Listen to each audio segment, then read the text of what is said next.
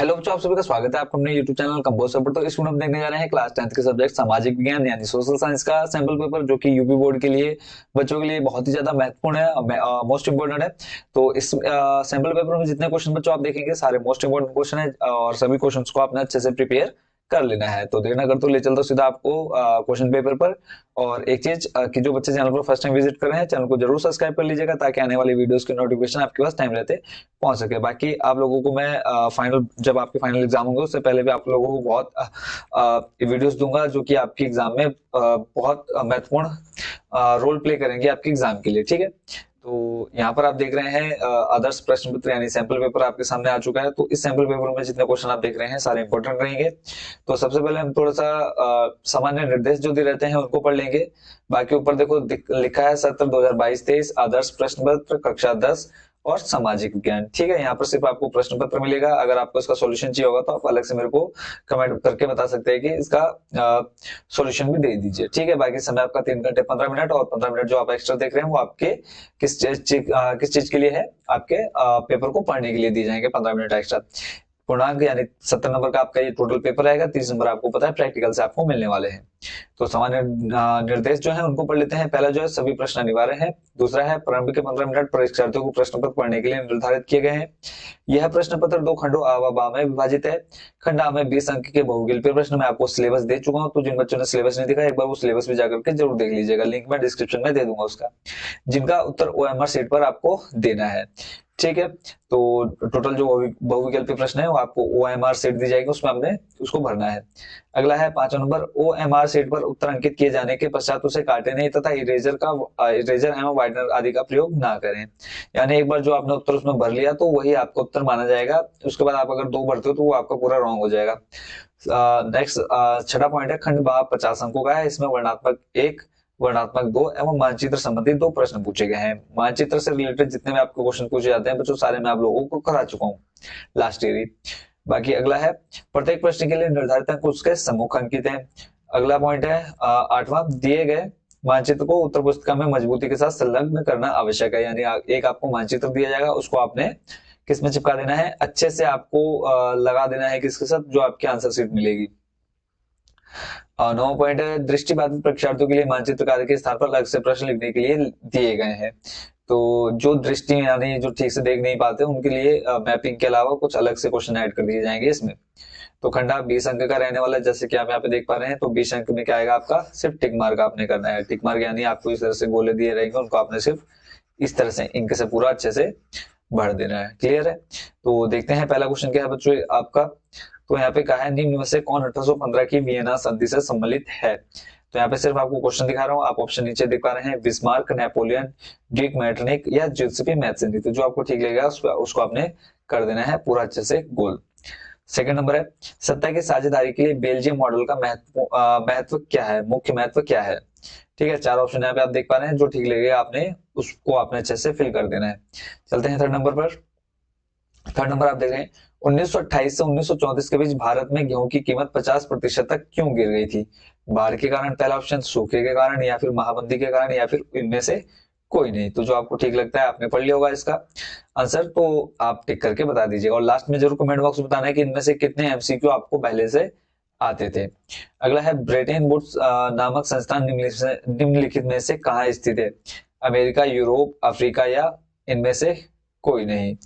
ठीक है, तो अगला क्वेश्चन है, निम्नलिखित में से कौन सा लक्षण संघीय सरकार से संबंधित नहीं है। कठोर संविधान, शक्तियों का केंद्रीकरण, संघ एवं राज्यों के मध्य शक्तियों का विभाजन, या फिर सर्वोच्च न्यायालय। अगला है 6 नंबर, निम्नलिखित में से सामाजिक विभाजन का कारण है। धर्म, भाषा और बात दोनों और उपरोक्त इनमें से कोई नहीं। तो जो आपको ठीक लगता है उस पर आपने कर देना अच्छे से सर्कल। 7वां नंबर है, यदि हम लैंगिक विभाजन की बात करते हैं तो उसका अर्थ होता है समाज में स्त्री और पुरुष की असमान भूमिका, स्त्री और पुरुष के मध्य जैविक भिन्नता, बालक और बालिकाओं की संख्या में असमानता, और या इनमें से कोई नहीं। ठीक है, अगला है 8वां नंबर, राष्ट्रवाद का उदय सर्वप्रथम किस देश में हुआ। तो ऑप्शन है आपके पास जर्मनी, फ्रांस, इटली या ब्रिटेन। तो कौन बनेगा करोड़पति, उसमें आप देख रहे हैं, तो आपने सिर्फ देखना है कितने क्वेश्चन के आंसर आपके ठीक जाते हैं। क्वेश्चन नंबर 9 बच्चों आप देख रहे हैं, ड्यूक मैटरनिक ने हमारी सामाजिक व्यवस्था का सबसे खतरनाक दुश्मन किसको माना। तो पहला है रूसो, दूसरा है विक्टर इमेनुअल, तीसरा है काल्विन और चौथा है जूसेपी मैथ्सेनी। ठीक है, तो आपने ये चैप्टर पढ़ ही लिया होगा अच्छे से। बाकी अभी बहुत जल्द मैं आप लोगों को चैप्टर वाइज सारे मोस्ट इंपोर्टेंट क्वेश्चन देने वाला हूं, तो जरूर आप चैनल के साथ जुड़े रहिएगा।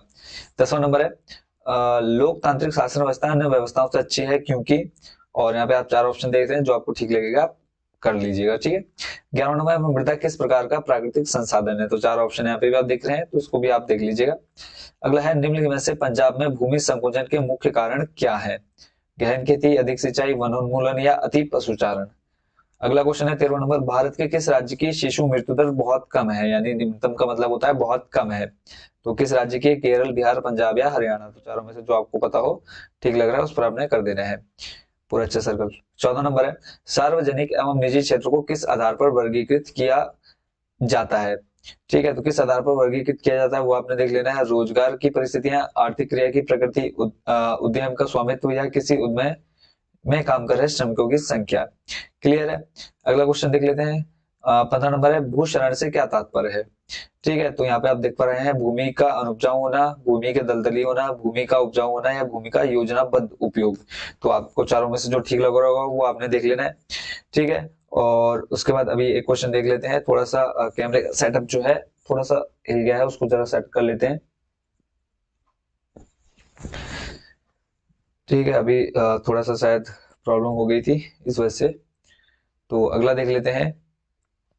क्वेश्चन हमारा हो गया था कहां तक, 15 तक। ठीक, और 16 नंबर है गोंडावना कोयला जमाव किस क्षेत्र में नहीं पाया जाता है। तो 4 ऑप्शन है, दामोदर घाटी, सोन घाटी, महानदी घाटी या चंबल घाटी। तो जो आपको ठीक लग रहा है वो आपने बता देना है। 17 नंबर है भूमिहीन ग्रामीण मजदूरों के लिए सबसे अधिक उपयुक्त विकास का लक्ष्य कौन सा है। 4 ऑप्शन है, उपज का ज्यादा समर्थन मूल्य, वह अपने बच्चों को विदेश में बसा सके, अधिक मजदूरी या इनमें से कोई नहीं। अगला है निम्नलिखित में से कौन सा व्यापार अवरोधकों का लक्षण नहीं है। 4 ऑप्शन यहाँ पे आप देख रहे हैं, चारों को आप पढ़ लीजिएगा। और मैं पूरा इसलिए नहीं पढ़ रहा हूँ क्योंकि बच्चों थोड़ी तबियत खराब है, इस वजह से आज ज्यादा नहीं बोलूंगा, सिर्फ आपको सिर्फ क्वेश्चन यहाँ पर बता दे रहा हूँ, ये क्वेश्चन आपके एग्जाम में आ सकते हैं, सारे इंपॉर्टेंट है। 19 नंबर देख रहे हैं निम्नलिखित में से कौन सा परंपरागत ऊर्जा का स्रोत नहीं है। कोयला है, भूतापी ऊर्जा, अयस्क दोनों, यानी जो कोयला और भूतापी दोनों है, ये इनमें से कोई नहीं।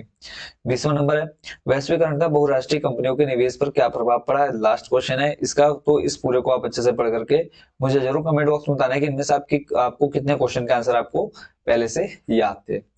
अगला चलते हैं खंडबाज, जो कि आपका 50 नंबर का है। टोटल 20 नंबर आप पहले देख चुके हैं एमसीक्यू, और उसके बाद आपका 50 नंबर, यानी टोटल 20 प्लस 50 कितने हो गए, 70 नंबर।